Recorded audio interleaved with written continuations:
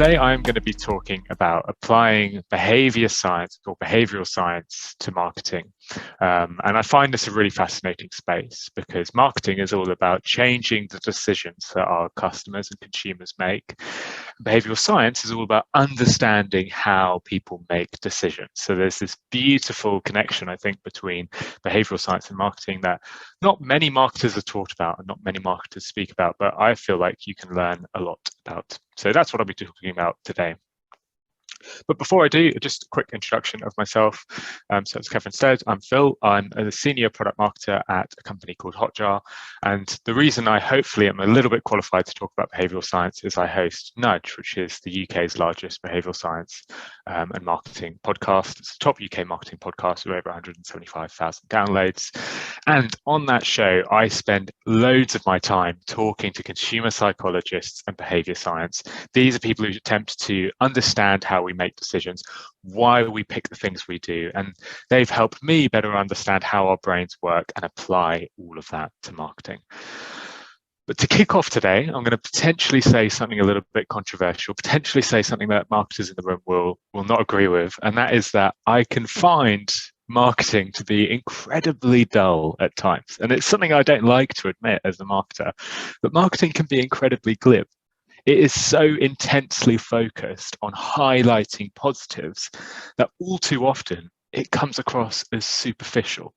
Advertising campaigns, marketing slogans, product launches, they all tend to say the same things. They all talk about how great the thing is. You know, with Gillette, it's the very, very best a man can get.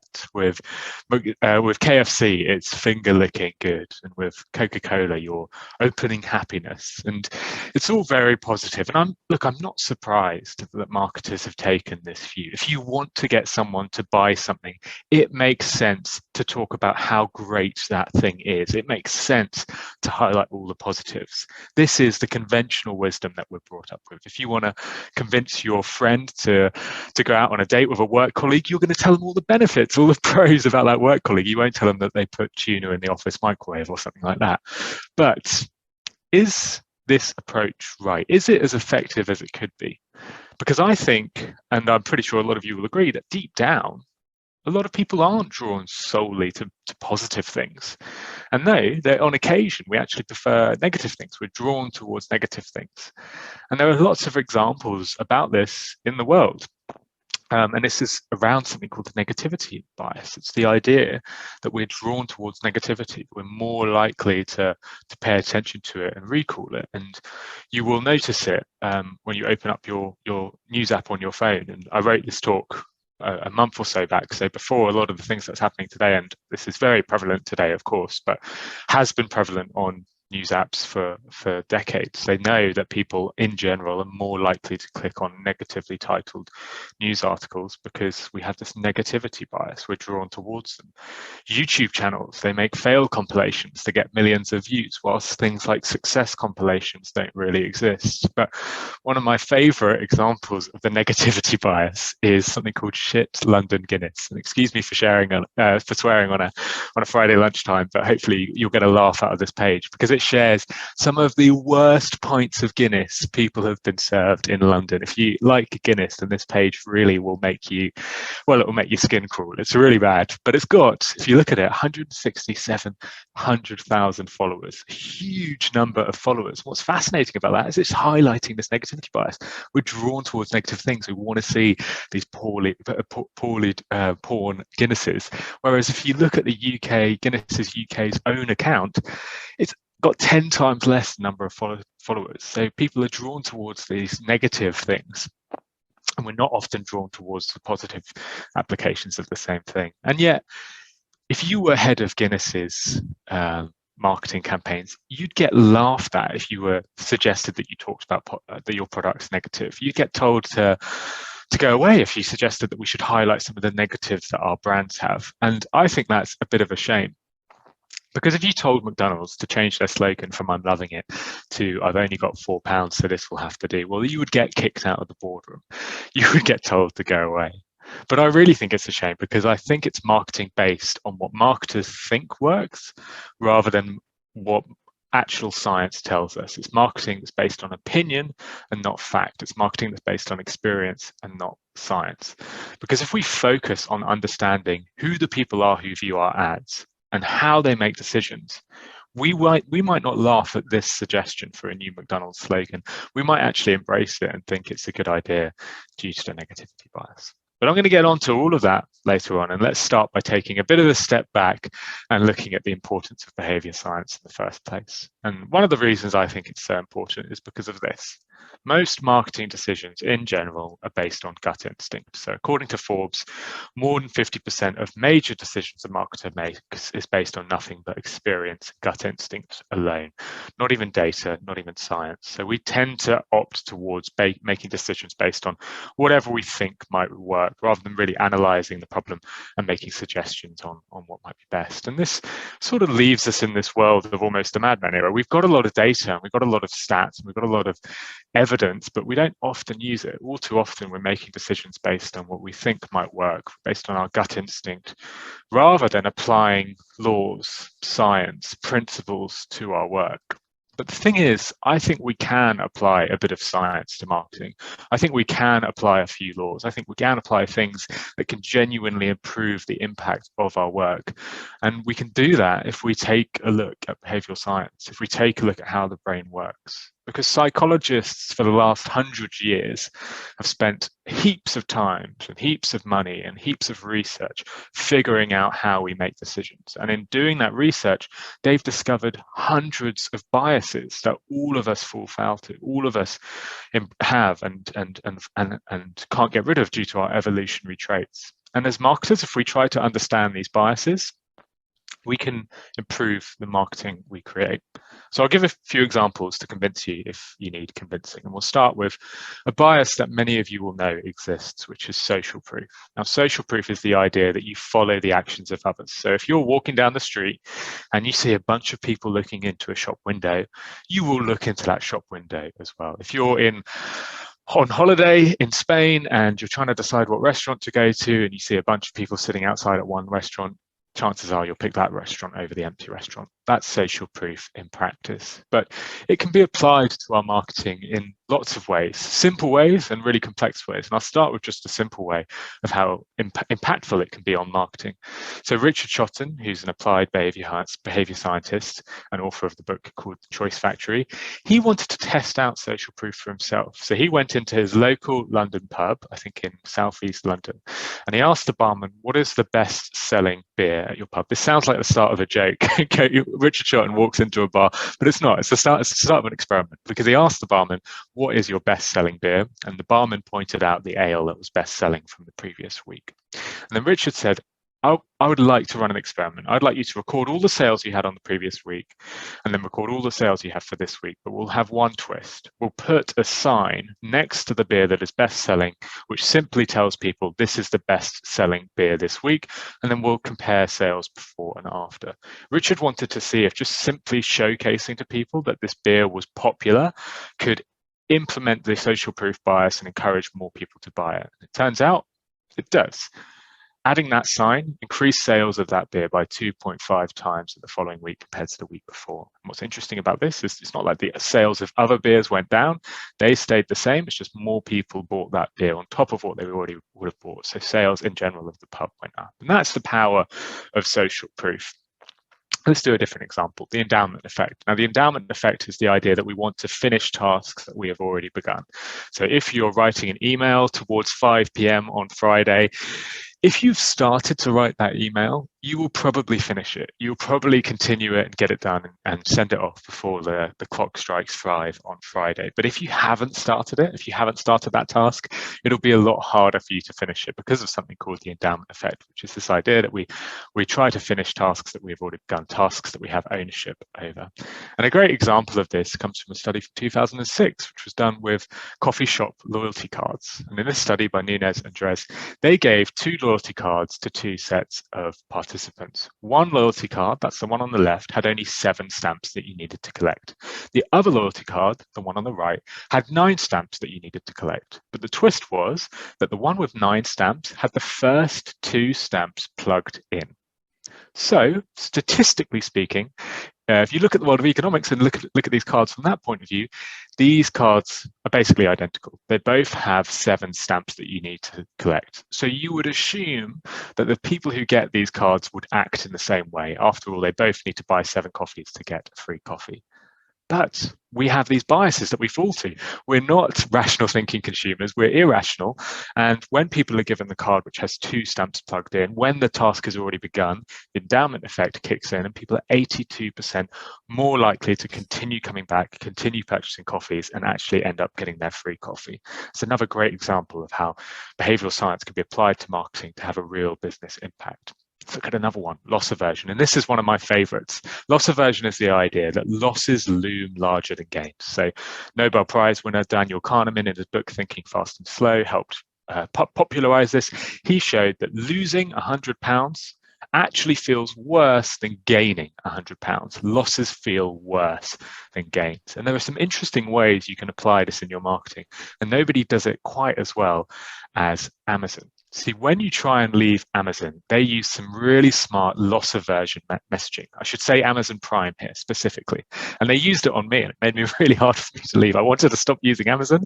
They make it really difficult because they don't say, oh, here's all the benefits you'll be missing out on. That traditional marketing approach. Here's all the benefits you'll be losing. You'll lose access to free delivery. You'll lose access to Amazon Prime TV. You'll lose access to all these benefits. They don't really talk about that. The main message that they share with you is complete loss aversion.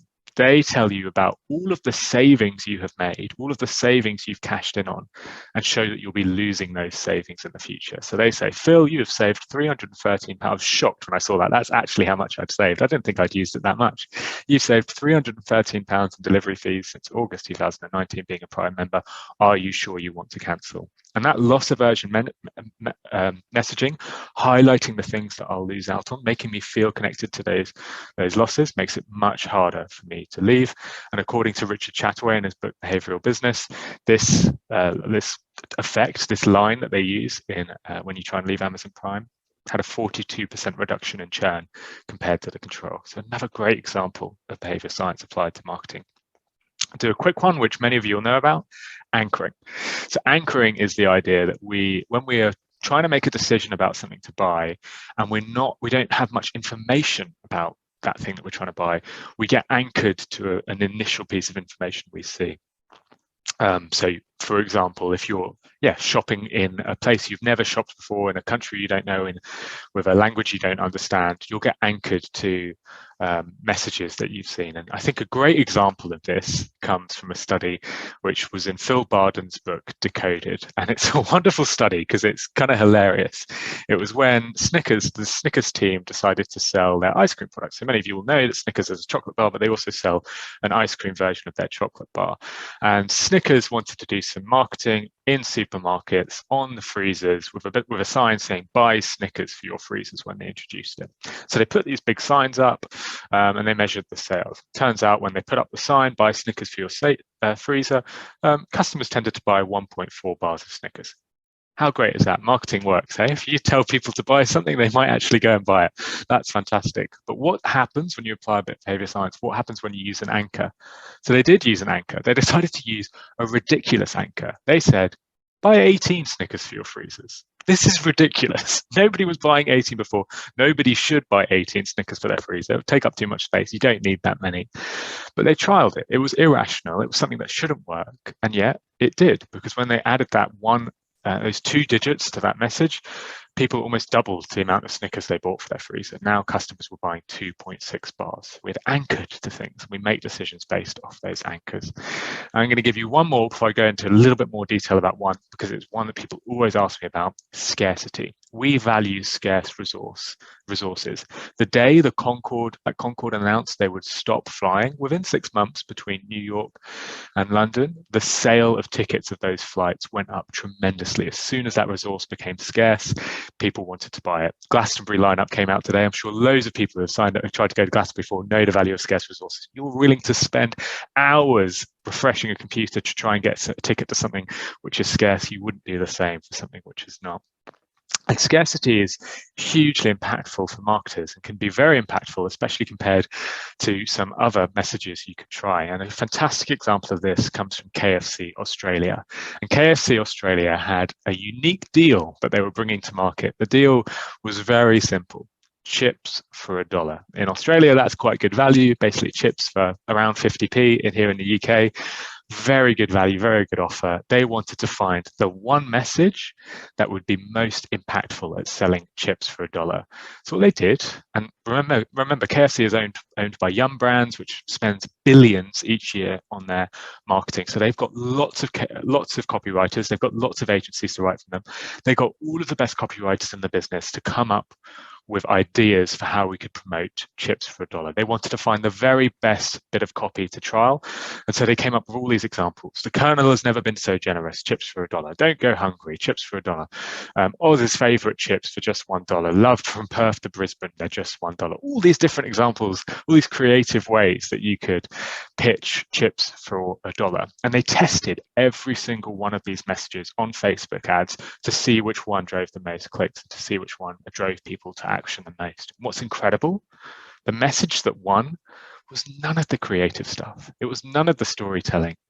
It was simple scarcity. Chips for $1, full stop, limited to 4 per customer. Just adding a little bit of scarcity to that messaging, just suggesting that you're only allowed to buy 4 chips because it's such a good deal that if you bought any more, we would run out and everybody would go crazy for them. Just that tiny bit of scarcity was that effective. And I think that shows the value of behavioral science. It can trump the most creative campaign you could come up with. So I really love that idea from Richard Chataway's book, Behavioural Business.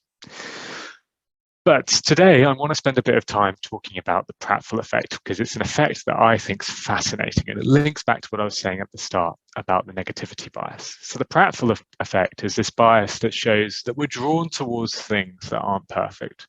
It's why Shit London Guinness have so many followers, and it's why McDonald's could perhaps benefit from changing their slogan from "I'm loving it" to something a little bit more accurate. And this effect isn't just based on opinion, there is science to back it up. So the pratfall effect was first discovered back in 1966 by a Harvard psychologist named Elliot Aronson. And in his study, Aronson recorded an actor answering a series of questions. In the first version of the experiment, this actor answered all of these questions incredibly well. The actor answered 92% of the questions correctly, so looked very intelligent. However, after answering the final question, the actor spilt a cup of coffee down himself, went all over his trousers and all over his shirt. The actor then recorded the exact same set of questions, the exact same scenario. He had got changed, was in a new suit. And this time he answered again with 92% accuracy, only he doesn't spill the coffee on himself at the end. So Aronson had 2 recordings, one exact same, except one where the actor spilled coffee on himself. Aronson then showed these 2 different recordings to participants, to different sets of participants, and asked those participants to rate how likable the actor was. And what he found was that when the actor spilled the coffee on himself, he was viewed as more likable. And this was interesting. This was unexpected. You would expect to rate someone as being more likable if they weren't clumsy, and yet this person who was seen as clumsy was rated as more likable. In Aronson's words, the pratfall effect made the actor seem more appealing, increasing his approachability and making him seem more human.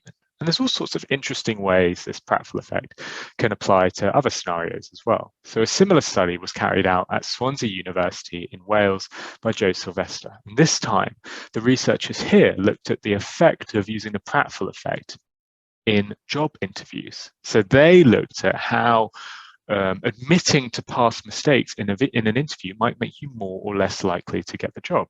So they sent fake candidates to a bunch of different interviews, dozens of different interviews. And these candidates were told to have the same skills, the same experience. They told they had the same strengths. They gave all of the same answers that they would between each other. There was only one difference. The team found that when one of the set of candidates revealed a weakness, they were considered as more likable and, interestingly, were more likely to get offered the job.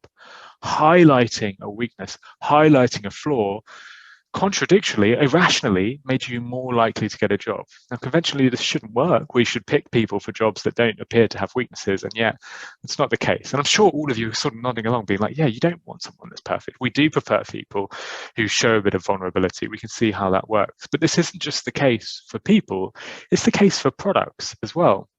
So there's a wonderful study by a consumer psychologist called Adam Ferrier, who I've had on my podcast Nudge before, and he showcased how the Pratfall effect can be applied to products. He did this by asking a sample of 226 people a question about cookies. The participants were shown images almost identical to this, and they were said, which cookie would you prefer? One has a rough edge, it's a bit imperfect. One has a smooth edge, it's perfect. And people consistently pick the imperfect, rough-edged cookie.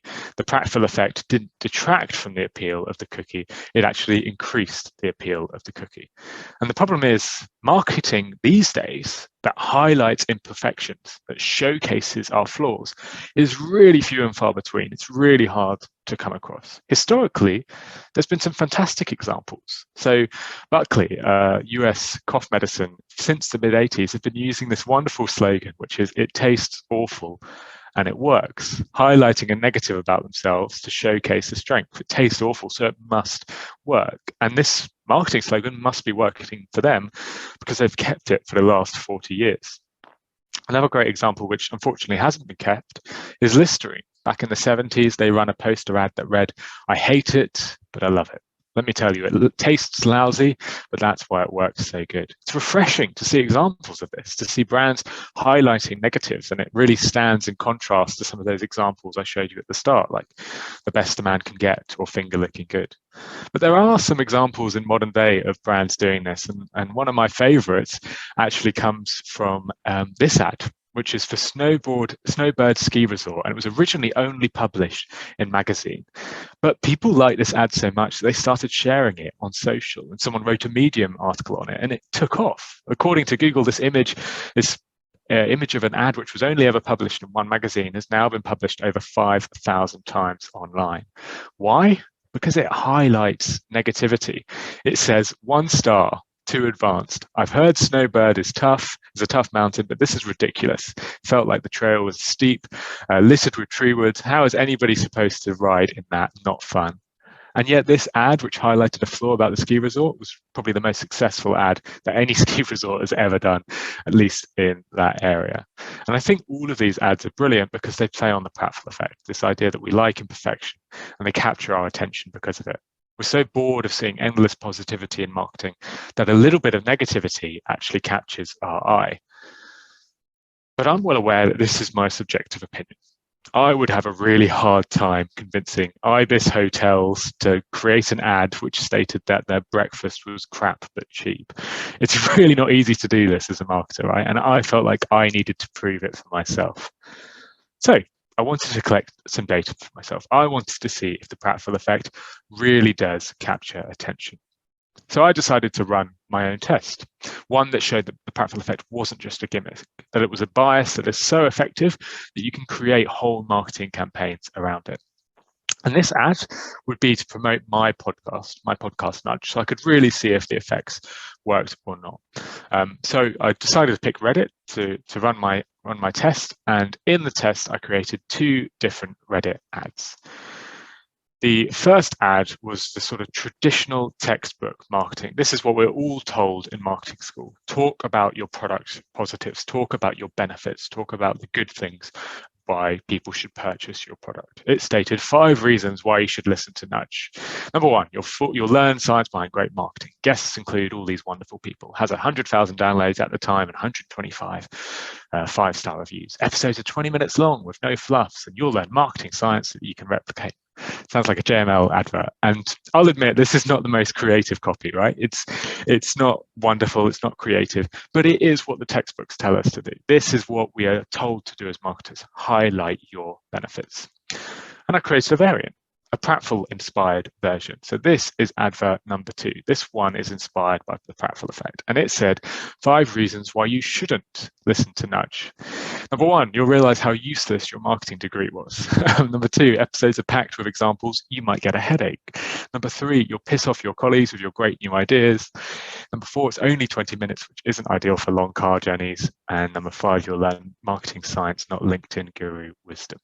Now, I'll be honest, I really did not think this would work. I was pushing it. The title of this ad literally said, do not listen to this podcast. I was telling people not to listen to my show and giving them reasons why. And I'll admit, those reasons aren't damning. Like, they're not too bad, are they? It's tongue-in-cheek, it's jokey reasons. But I was still telling people not to listen. I was still telling people not to do something. So I didn't think this would beat the control. So I spent around $200 in total. Around 30,000 people saw the ads, and I couldn't believe the results. Not only did the pratfall version outperform the control, it was 4 times more effective. I got almost a 400% uplift from telling people simply not to listen to my show. Over 500 new listeners came to the show from that one ad. And today it's one of my most effective bit of marketing. And I run this version of this ad regularly, telling people not to listen because it captures attention. It's really interesting. And now comparing the two, I can sort of see it. When you're scrolling through Reddit, that's the sort of thing that's going to catch your eye. That's the sort of thing that's going to intrigue you. That's the sort of thing that you're going to want to click on to figure out why on earth somebody would say something like that and get you hooked on the product. And yet, this is something that I'd almost certainly never be able to use in a business. Your boss wouldn't dare let you try something that says not to buy the product. And that's why I think so few people use it. But it really does pay to be different. It pays to apply science to marketing, and it pays to run tests that no one else would dare. Now, to finish up, I wanted to give you an example of, well, probably my favorite example of someone who benefited from using a pratfall strategy. So Stephen Bradbury was a speed skater who represented Australia at the 2002 Winter Olympics. Now, the Winter Olympics are not a big deal in Australia, as maybe you can imagine. So it was a real surprise when Stephen made the final. Stephen was up against the fastest skaters on the planet. He had to race them over 1,000 meters. He was the slowest person racing by some way. He was the oldest person racing by some way, and he really stood no chance of winning. So rather than do the traditional textbook thing, which is just go out there and do your best, he decided to embrace his flaw. He built a strategy around the pratfall effect. He wanted to use his weakness to his advantage. So Bradbury knew that every other racer was desperate to win. For them, only gold would do. So he could try and do 2 things. He could try and compete with them and go head to head with them and see if he could win. But all that would probably mean is he would tire himself out halfway or and fall too far behind, or even more likely, he would slip on the ice and not finish, which is something that's very common in speed skating. So his pratfall-inspired strategy was simple. He would skate a few meters behind the other 4. He would let them all battle it out between themselves and hope that 1 or 2 get knocked down or disqualified so he could just squeeze a bronze medal for Australia. And this is exactly what he did. He skated at least a meter or so behind the leaders of the pack and just went round in circles, skating behind them, not really trying, benefiting from the slipstream that they created and going round and round in circles. But eventually, it became obvious he would finish last. It was going round to the last lap. He was still in last place. He hadn't really made an effort, and it became obvious that he would be going home with nothing. But then something happened. 10 meters from the finish line, going around the final corner, the Russian fell and took out the American, and the American then fell and took out the Canadian, and the Chinese skater fell, and they all went down, and then meters from the finish line, all 4 other skaters were lying on the ice, and Bradbury just went past them. You can see the amazement in his face. He crossed the finish line before they could get up, and just like that, Stephen Bradbury became the first athlete in the entire southern hemisphere of the planet to win a gold medal at the Winter Olympics, not by fighting to compete, not by only focusing on his positives, but by embracing his flaw and using his weakness to his strengths. And that is the power of the pratfall effect in action. But you are probably thinking, sure, that's great for an Olympian, that's great for a sports star, but I work at a company where there's a large brand. What examples could I use? How could I leverage this bias for my brand? And I'll leave you with an example of that, a classic example, which I'm sure many of you know. And we'll take a look quickly at Marmite. And obviously, if you're in the UK, you'll know all about Marmite. Some of you, I think, are not. I think we've got someone from Madrid. So if you don't know, Marmite is a yeast extract spread. Now, that is not what makes Marmite interesting at all. If Marmite just called itself a yeast extract spread, nobody would buy it. What makes Marmite interesting is how they consistently and constantly highlight their flaws. In fact, their slogan is, "You will either love it or you'll hate it." They highlight the fact that literally millions of people, half of the UK, hate this product. And this type of campaign goes against the trend. It shouldn't work, yet it consistently gets results. And in 2014, Unilever, who create Marmite, they produced an 8-week variation of this campaign, slightly tweaking the "love it or hate it" slogan. In this version, Marmite was pictured as being left behind at the back of the cupboard, unused and unopened for months. The campaign, which was called End Marmite Neglect, was highlighting the fact that for most consumers, Marmite is barely used. Yet in showcasing this clear weakness, sales soared.